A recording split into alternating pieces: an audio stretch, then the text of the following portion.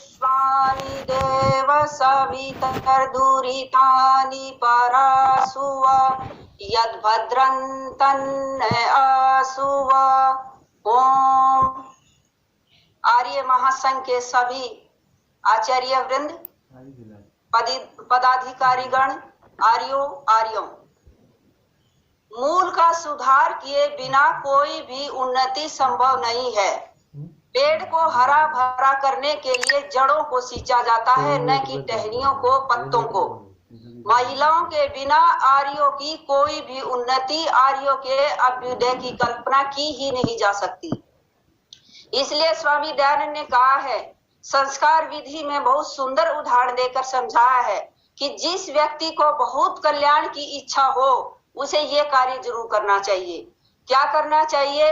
पितृभिर भ्रातृभिश्चैतः पतिभिर देवरैस्तथा पूज्या भूषयितव्याश्च बहु कल्याण मीप्सुभि यत्र नार्यस्तु पूज्यन्ते रमन्ते तत्र देवतः यत्रितास्तु न पूज्यन्ते सर्वास्तत्र फलाः क्रियाः।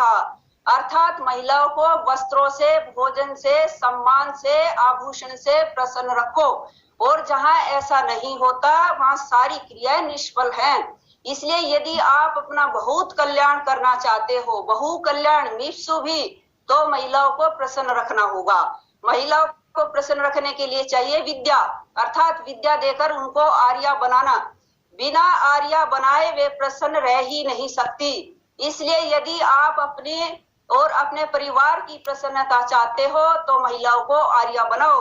यदि आप अपने बालकों का भविष्य अच्छा बनाना चाहते हो तो महिलाओं को आर्या बनाओ। यदि आप चाहते हो आपके बालकों में अच्छे संस्कार पनपे, आपके बालकों की अच्छी शिक्षा हो, तो महिलाओं को आर्या बनाओ। यदि आप चाहते हो आपके घर में वृद्धों का, बड़ों का सम्मान हो, उनकी सेवा हो, तो आर्या बनाओ। यदि आप चाहते हो आपके परिवार की प्रतिष्ठा बढ़े समाज में, तो आर्या बनाओ। यदि आप चाहते हो आपके घर में कोई लड़ाई बखेड़ा ना हो, आपका तलाक ना हो, तो महिलाओं को आर्या बनाओ। यदि आप गुलाम नहीं रहना चाहते तो आर्या बनाओ। यदि आप निश्चिंत होकर समाज का, राष्ट्र का कार्य करना चाहते हो, अपनी नौकरी धंधा करना चाहते हो, तो आर्या बनाओ। बिना महिलाओं को आर्या बनाए आपकी कोई भी उन्नति संभव नहीं है। यदि आप चाहते हो आपके घर में भूत प्रेत, ओपरी पराई, डाकनी शाकनी, पीर जिन की एंट्री ना हो, तो महिलाओं को आर्या बनाओ। यदि चाहते हो आपके घर में कोरोना देवी का मंदिर ना बने, तो आर्या बनाओ। यदि चाहते हो आपके घर में जगराते, नवरात्रे, काली संतोषी के व्रत उपवास ना हो, तो आर्या बनाओ।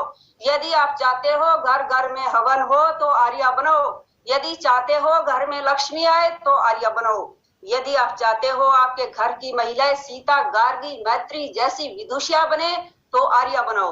यदि आप चाहते हो आपके घर की महिलाएं वीरांगनाएं बने, सबला बने, तो आर्या बनाओ। बिना महिलाओं को आर्या बनाए आपका अभ्युदय संभव नहीं है, क्योंकि जिस राष्ट्र की नारियां अज्ञान में है, अंधकार में है, वह राष्ट्र कभी भी उन्नति नहीं कर सकता। और हमें अपनी उन्नति चाहिए ही चाहिए। इसलिए महिलाओं को आर्या बनाना ही होगा। ये कार्य कठिन जरूर है, लेकिन असंभव नहीं है। यदि असंभव लगे तो ऋषि दयानंद की एक बात याद कर लेनी चाहिए।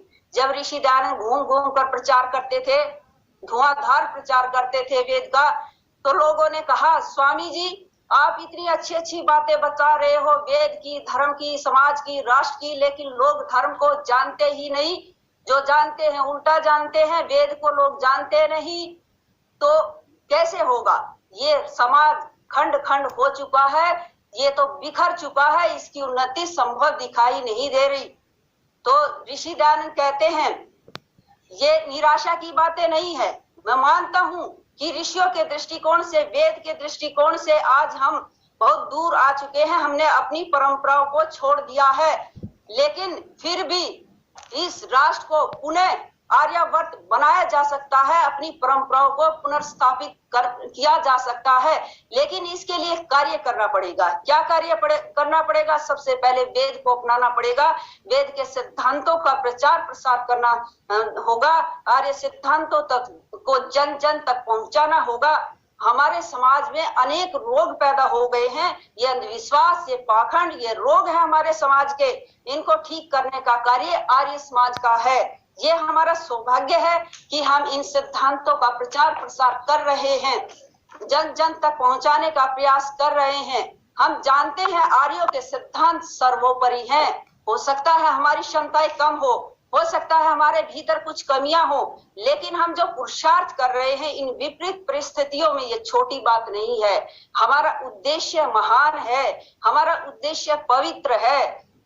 ये केवल आर्यों के आर्यों का कार्य, आचार्यों का विद्वानों से होने वाला कार्य नहीं है।